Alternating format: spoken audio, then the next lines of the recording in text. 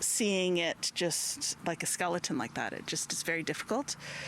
But at the same time, I really am hopeful. A fire at the St. James Anglican Church in Hudson caused major damage to the building that has been part of the community since 1842.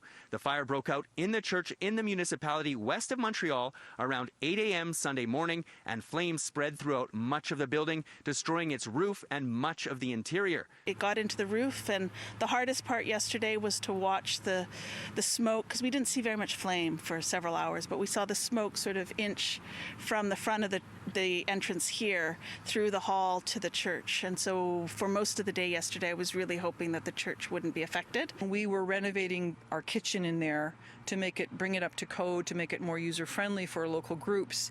It had been 2 weeks into that project. It was going really well. And something happened yesterday morning.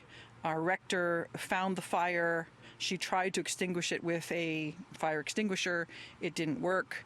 Then she called 911. The Hudson Fire Department and 9 others from neighboring communities helped put out the blaze.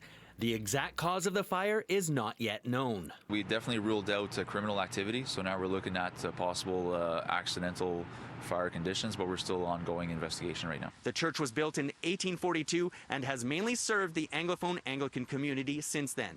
I was totally overwhelmed. Lots of tears shed. It's been in the family. My grandparents are buried here, both sets, and my great-great-grandfather and my grandmother were married. They were the first ones married here in 1842. There are many people who have a connection to the church. Maybe they don't attend anymore, but they are posting things like their wedding pictures.